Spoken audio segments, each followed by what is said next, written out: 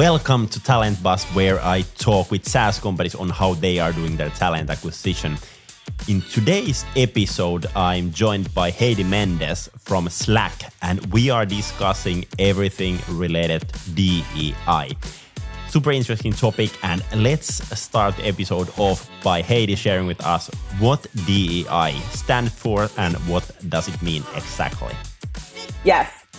DEI stands for diversity, equity, and inclusion. And to kind of dig a little bit deeper into what those three words mean, diversity is around representation. It's around having people at your company that represent like the communities and the countries, like where you work. So it should be reflective of where you are. So that's diversity. Equity is about more providing access, resources, opportunities to everyone, regardless of how they identify. So that's what equity is about. Equity is about like opportunity and access. And then inclusion is about it's about representation of historically excluded people. So whereas diversity is you want to like have a reflection of like where you are, a reflection of the community where you are. Inclusion means that you're making sure that you're including historically excluded people.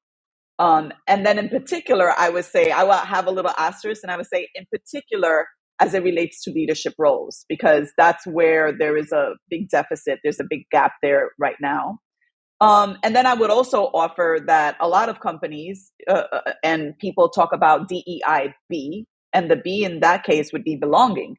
And belonging is around creating spaces, workplaces, whatever the case might be, where it's inclusive of everyone and where people feel welcome, they have a seat at the table, and they can participate regardless of how they identify. So that is how I would define all of that, DEIB. Yeah, I think that's a great intro for the topic. And then another question I typically like to ask is regarding why. Like why this is important topic, and I think kind of a lot of people understand the importance of this topic, but kind of for business point of view, like why these things are important, like why businesses should have like DEI strategies in place in the first place. Yeah, I mean, the obvious one is that it's the right thing to do to include people. That's the obvious one, but let's keep that one aside. So we'll say, people will have a greater sense of belonging if you're focused on DEI. They're going to feel like, oh, like there's an effort to include people. There's an effort to make people feel welcome. There's an effort to diversify teams. They're going to feel like they belong. So greater sense of belonging is a really good reason to do it. You're going to increase employee engagement. So a big part of most DEI strategies are employee resource groups.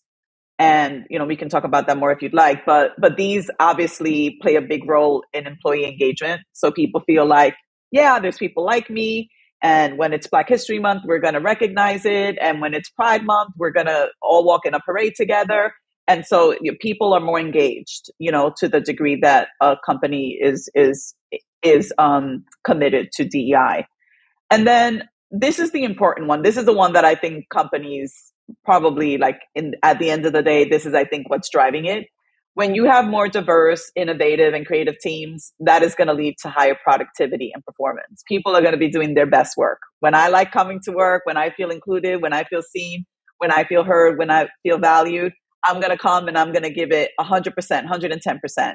And that leads to higher productivity, higher performance, and that's good for business. And then, I think, some of the stuff I talked about before, you want to represent the communities where the company operates. You want to be a reflection of like your customers, your clients. So like, that's a good reason for DEI. And then just, if you're not committed to DEI, there's a possibility that you're not tapping into some really good talent that's out there. And so if your interest is to have like the best employees, the best of breed employees, the best talent around, then you want to make an investment in DEI, because that's going to give you the higher probability of tapping that talent. Yeah, totally agree on that. My previous boss used to say, diversity trumps talent. And I remember when I heard it the first time, I was like, why is that and what, but now kind of working in a super diverse environment, having kind of a lot of different people from different backgrounds, I feel like it really makes a huge difference, because like if everyone is having the same background, they are thinking the same way, they are doing things the exact same way, then there's no room for kind of innovation, I would say. Yeah, and probably there's a lot of blind spots because everyone is like thinking the same way and having similar experiences. So if you bring someone in from like left field, they're gonna fill in some of those blind spots that the group might have. So that's a wonderful reason to diversify your teams. Yeah, exactly. Then kind of if someone is listening and now they're like, hey, I want to focus on DEI stuff. Do I need to do a big DEI strategy, or how to start? Like, what would you say that would be the kind of starting points when you want to start kind of planning something like this? Is it to create some kind of strategy? And if yes, like what kind of stuff you should be kind of including there? Yeah, you definitely should have a strategy. Otherwise, you're going to be doing a lot of work and you're not going to know if it's working. So I definitely think you need a strategy. You need experts. You need lots of points of view. You need data. Data is like the foundation to this work. You need to know where you stand and where you want to go. And you can't really come up with reasonable objectives without having clarity on where you stand today and what's possible. So there, you need experts in the room, just like, like sales projections, like, maybe you're looking at production of widgets, like you don't do that kind of stuff in a vacuum. You need data and you need experts. And I would say coming up with a DEI strategy is going to involve a good balance, a good healthy balance of both of these things. Um, and yeah, and you need people. I would argue that you need people with lived experience. I feel like that's a extra insight that you can get. Obviously, data doesn't say it all. Like data, there's like quantitative data, but then there's like this narratives and supplementary information. And I think you can get that from listening to people, being curious and asking questions and listening to the lived experience of people. We there's a lot of reports out there about the experience of women of color, of women in general, of people of color, different groups, people with disabilities. There's a lot of stuff out there. The data tells part of the story, and then lived experiences, kind of backfill and fill in the holes where we don't understand why something might be happening. So I think all of that is really important to coming up with a strategy. Yeah. And kind of regarding collecting that data, let's say that if you would go to work for some company and then they don't have any DEI strategy in place, and then you are like starting to build that one up, like what would be the data points that you would be kind of collecting for kind of that particular moment? So in order to understand where you are right now, like what would be the kind of exact data that you would be kind of collecting for the strategy? I think there's some very basic data, and I think it kind of also depends what your goals are. So, like, I'll tell you some examples based on this is very general, very basic. But I think as an organization or as a company, you might have very nuanced goals that you want to achieve, and then you need to like know what those are and why you want to do that. But generally, you want to know like what's your representation of different groups. That's like a very basic one. Like who's here, what is the makeup of our employee population? And you cut that data needs to be cut in a lot of different ways. So not just race, but, and not just gender, although those are like obviously really big, important ones, but there's lots of other ways you can slice data. And in order to slice data in a lot of different ways and to slice it at all or to have it at all, you need to be collecting it. So that's kind of a really important basic fundamental thing is you need to be collecting data so that you can be able to analyze it.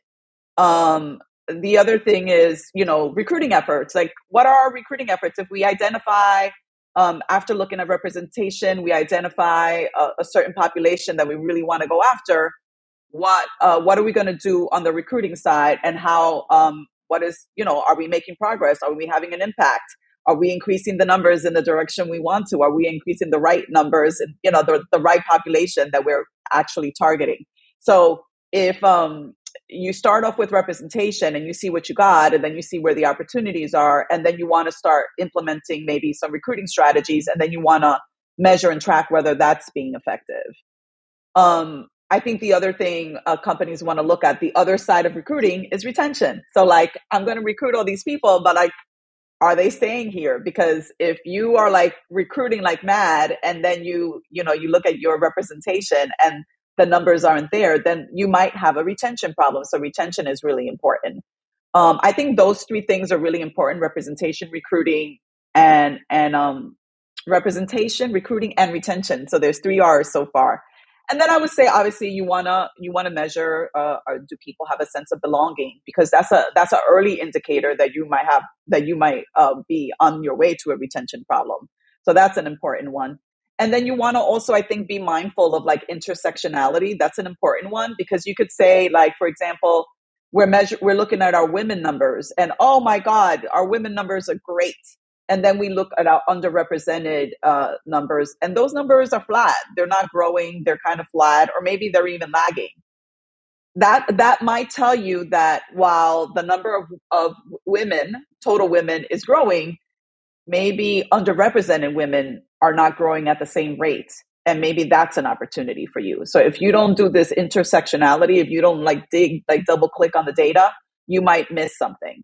So I think those are all ways that you can, use data in a strategic way to come up with your goals, and continue to kind of analyze, track, measure, and adjust as needed. Exactly. And I think kind of lately there's been a lot of discussions around, for example, having women in leadership teams.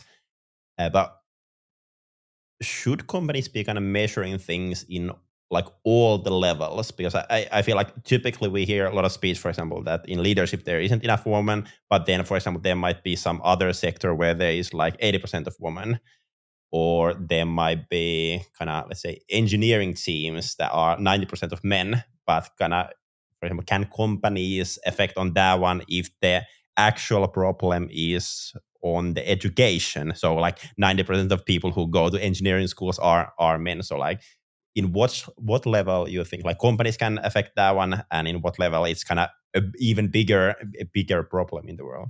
Yeah, I would say, and it's not just a gender thing. It kind of transcends everything. So I know, lots of companies are not only looking at women in, let's say, VP plus roles, but they're also looking at people of color, because they're not represented at those levels either. And that goes back to the three R's that I was talking about: representation, recruiting, and retention. Representation is not just in the company at large. Maybe that's where you start, but then you want to make sure that you have representation at all levels of the organization and in all like departments of the organization. So like engineering is a really good example, because that is a field that is, has traditionally been male dominated.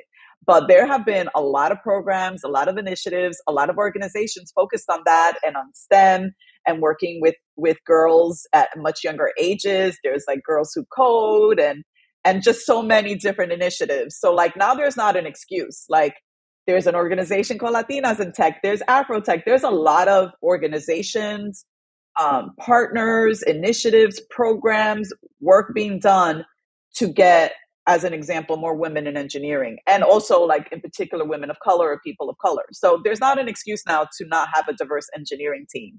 Like, yeah, you might have to look in some other places, maybe places that you haven't traditionally gone to. But that doesn't mean that they're not out there. It just means that you might have to look a little harder to find them. And that's only like in the short term. Once you get used to partnering with organizations like a Latinas in Tech or an Afrotech, then you have like a brand new source of like amazing talent, high quality talent, diverse talent that you could always be drawing from. So I feel like representation in the organization is just like a very basic fundamental thing to look at, but you have to look at it at all levels, across all organizations, within all groups, and just continue to monitor. And like I said, double clicking is very important. Like you're like, oh, okay, the engineering team has more women, great. But now I'm double clicking and it has no women team leaders. So that's our next thing that we're going to look at. You know what I mean? So there's always an opportunity to double click more. And as you start solving for some problems, then, you might recognize that there's other things that you can solve for. But the data is really instrumental in helping you to understand where to focus, where to put your energy, what's working, what's not working, where you need to adjust. Yeah, exactly. And if we look this from kind of recruiters' perspective, okay, I think of course kind of very kind of no-brainer thing for recruiters to do. Let's say that they are doing sourcing on LinkedIn or outreaching to candidates. It's kind of easy that they can do that outreach for many different people from different backgrounds and all that. But kind of what other kind of actionable tips you could give for a recruiter who wants to make sure that when he or she is doing their job, that they are kind of making sure that it is kind of DEI Yeah, friendly. there's so many ways. I'll give you a couple. One cool way to for recruiters to tap into, I mentioned ERGs earlier, employee resource groups, and these are like groups that are made up of people that identify in a certain way. So maybe like a Latinx employee resource group or LGBTQ plus employee resource group, etc. One way is for recruiters to ask for their ERG members to refer their family and friends. That's one really cool way to diversify your talent pool. Another one, I mentioned it already, Latinas in tech, Afro tech, out in tech, etc. Make sure you're tapping into high quality, diverse talent. Consider some non-traditional sources of talent. Boot camps. Boot camps are big, and they're made up of a lot of people that either don't have technical degrees or are looking to pivot into tech. But they're demonstrating that they have capabilities. Some, that they have like that the abilities to get the work done. So maybe some boot camps might be a nice way to engage new talent. There's justice impacted talent, people who were formerly incarcerated. There's special boot camps just for them to try and get them into the space. So it's like you kind of have to think about it, like leave no stone unturned. There's so many ways that you can get like non-traditional talent into the workforce. You want to be, turning over those stones and seeing where those opportunities are. I think you want to, if your company doesn't have a remote aspect to their jobs, that's an opportunity, because if you have remote work as an option, then maybe you can hire people from outside of where your company is located, and that's going to increase the talent pool for you that you can draw from. And there's some data to show that, like during COVID, when companies were where remote work was more of an option, that there was more diversity.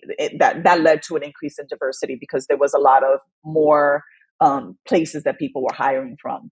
I think you want to have like good summer internship programs so that you are building a diverse pipeline of candidates. So you want to have really good people that you're kind of already building that pipeline, and you can just kind of choose from like amazing talent.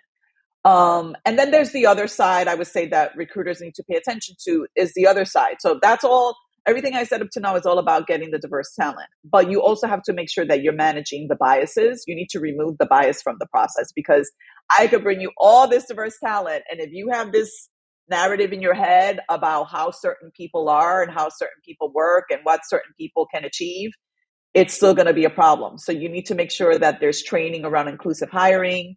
You need to make sure that the panel that's interviewing candidates is diverse themselves, so that they can also be like asking questions and giving an opportunity to amplify some of the maybe different kind of skills that people might bring to the table. And then, of course, as I said earlier, you want to make sure you're collecting all this data and measuring and tracking the impact. So if you try something new, how's it working? If it's not working, is there anything you could tweak? Then tweak it. If there's not anything you can tweak and this just doesn't seem to be like a good strategy, let's move on to a new strategy. Let's try something new. And I would argue that it's a hard job to be in diversity recruiting, because you have to try lots of different tactics, and some of them I think are proven because people have been doing it for some time. But there's always like kind of even more innovative and interesting ways to ensure that you're getting the best talent out there. And right now, there's a lot of competition for diverse talent. So you have to be really good at what you do. Like offer good packages, pay people good money, make people see that they have a future at your company. That's kind of that's a one big way to attract diverse talent, is to make them feel like this is a place where you can build a career. This is not just a job. Regarding money, I think one big problem we are still having is that different people are paid differently for the same job. And actually, one But one thing that we are trying to do for ourselves in order to kind of fix that problem is we basically build an open salary model, open salary tables. Everyone within the company can see each other's salaries, and that hopefully helps a bit on that problem. There are, of course, like multiple reasons on that problem. But for example, one research I read about the topic is that typically, for example, men are asking higher salaries than women, and for example, by having those salary tables, you as a company you kind of make that problem go away. But still, I think even though you would have salary tables, there is still that kind of challenge that every now and then you might be thinking like, hey, if someone is between the lines, like which sector he or she will be going. So that's always a challenge, but I think that is something that companies should be kind of responsible on making that change happen. Yeah, pay transparency will definitely lead to increased pay equity. It's not like a 100%, like just because it's transparent means everyone's going to get paid what they deserve.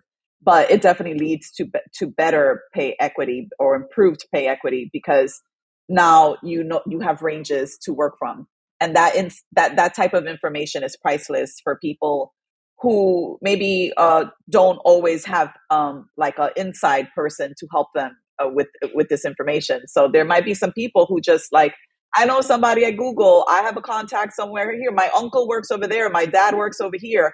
Well, then I have lots of inside information that's going to help me in that salary negotiation. And if I'm someone from a group that doesn't have all of these connections and all of this inside information, then I may not, and also keep in mind that sometimes these salaries, like let's say you go to a glass door, the salary range could be pretty broad. Like it's like $100,000 difference. So how do you know like where to go in and ask?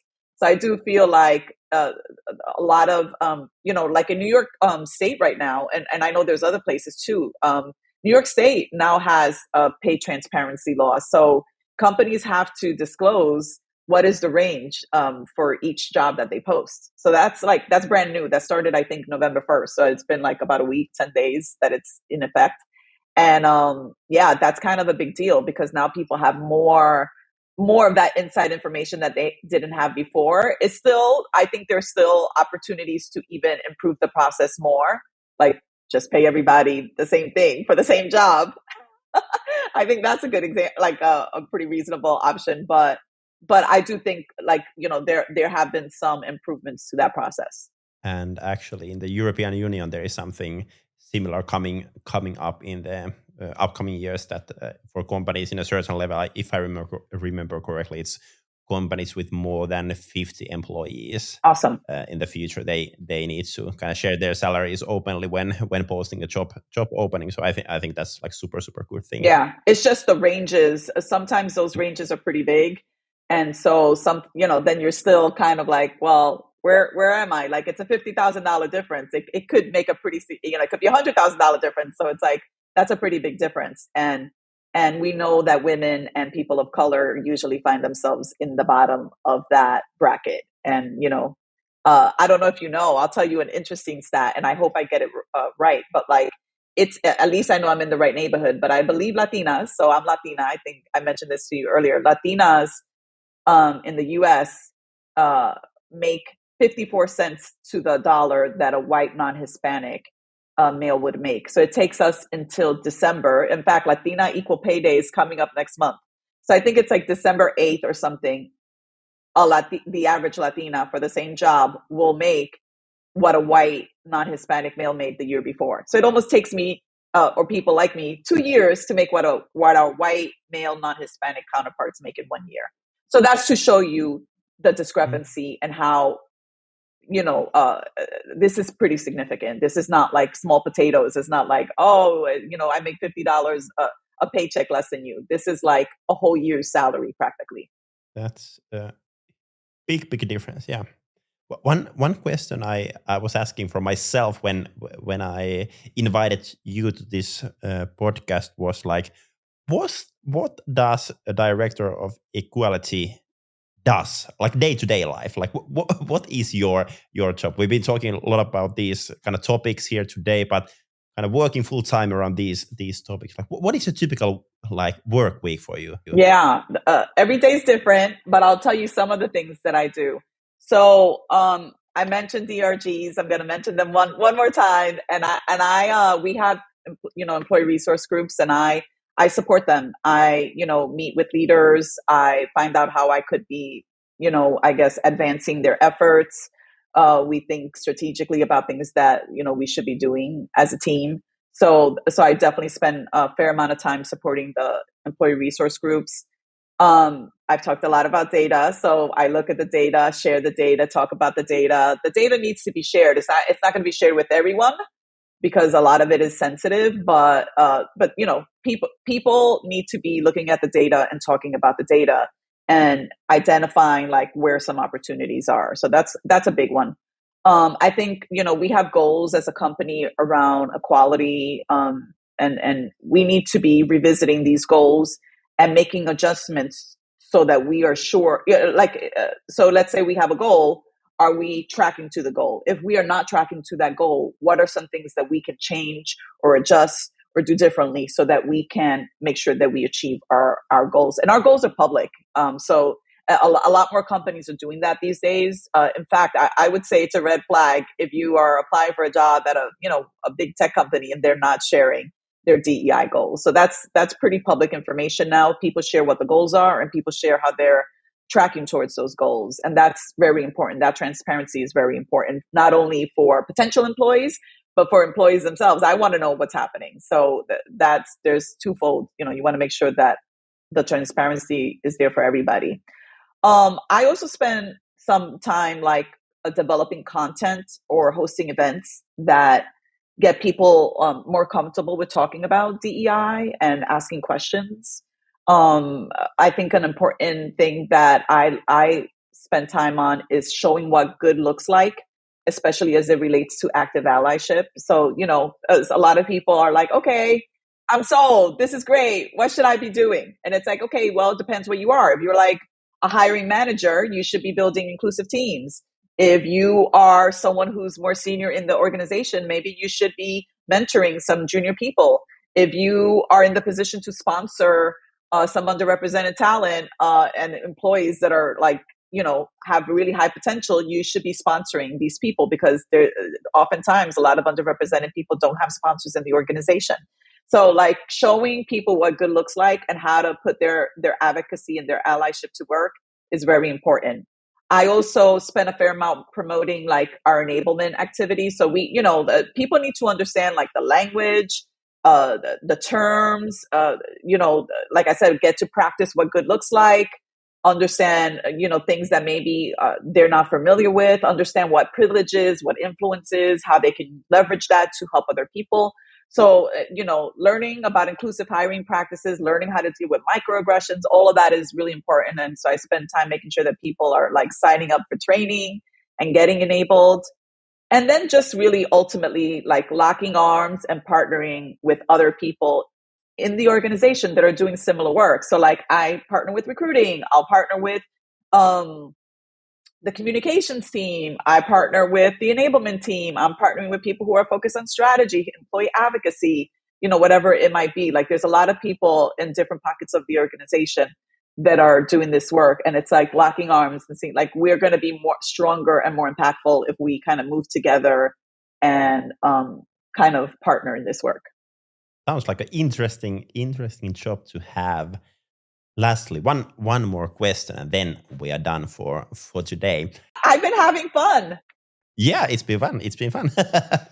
But yeah, someone is listening over there now. They've realized that hey, we should be focusing on DEI, but we are a small company. We don't have resources like Slack or any other big companies, and they are thinking where to start. If you're a small company, you want to start, but you don't have super much of resources. What are the kind of simple, easy steps that you can take as a startup in kind of investing in your DEI? Okay, yeah, that's a fair question. I would say, you want to build a good foundation by having data to work with. I think I've emphasized it enough. I won't beat the dead horse with this, but you need data, because if you're not measuring what you're doing, then you're not going to know what's working. You're not going to know how to improve it. You're not going to know like what to continue to invest in. Like data is pretty important to all of this. So I would say have a good foundation as it relates to data. Have questions that you want answers to, and you can always add more data, but like start to collect some data if you don't already have it, and then add more data collection or when you think of it, and just keep thinking like, what are the questions that you want answers to? And like I said, measure everything, because that's the best way to know if you're making an impact. I would say also to be very cognizant that you're dealing with people. Like DEI, it's very personal and it's very complex, I would say. So you really have to listen to people around the organization, understand, like, listen to their voices. A lot of people have opinions on this stuff. So I would listen to their opinions and any concerns that people have, because you might have blind spots. You might not be aware of something. So make sure that you're tapping into your best resource, which is the people around you. And then I would say, be very curious. You may hear things from people that you don't agree with. I certainly have. And I would say, just try to understand their point of view. If you try to understand where people are coming from, that might give you like an additional insight that then might help you to be like, oh, okay, that's not, I didn't understand the question the right way or their comment the right way. It's actually this that they're concerned with. Got it. Now I know how to work with this. But you have to be be brave enough and bold enough to be having the conversations and asking questions. And, that's kind of a really, also, I think, very basic thing in this work is being curious, asking questions, and understanding other people. And then as someone who's a practitioner, I would definitely advise people, especially if you're starting off, make sure that self-care is a priority. This work is not easy. You might get like a pat on the back from somebody, and then, 3 people are like, why are you doing this? And why are you bothering me with this? And I have other competing priorities and some other stuff that I think is more important. And that's going to be hard, because to hear and just know that, what you're doing can have an impact, and you just need to kind of stick with it. And then I would say, just identify people that could serve as like, maybe as inspiration or support. Make sure you're collaborating with other practitioners. There's a lot of great frameworks and resources out there. You want to tap into those resources and that knowledge. And then always be learning, always be open to learning, and then make sure you're reading the reports that come out. There's so many books out there. So many people are writing books and like perspectives and their point of view and their frameworks and what they recommend. There's podcasts. There's like thought leaders. Make sure your like LinkedIn is full of amazing thought leaders that you can learn from, that you can kind of go back and forth with, that going to challenge. Maybe they'll challenge a little bit of something you're thinking, and that's okay. But that you have people that you can engage with, I think is very important. And then, some of these practitioners are already solving for issues that you might be encountering. And so it's good to learn from other people. So you always need to be learning and, seeing what other people are doing, because somebody might have gotten to an issue before you did, and now you can learn from what they did, and maybe you can improve it and tell them what you did, and so on and so forth. So I feel like we're helping each other to improve and do things better. And that's a wrap for today's episode. Thank you so much for listening. Hopefully you got a lot of good ideas about SaaS talent acquisition. If you enjoyed the episode, feel free to share it on your social so others can hear it too. And if you have a topic in mind that you would like me to cover in this podcast, share it with me as well. I'm Samuli, CEO and co-founder in Talentbee, where we help fast-growing SaaS companies in their talent acquisition. Make sure to follow us, make sure to follow this podcast, and have an awesome week. Bye-bye.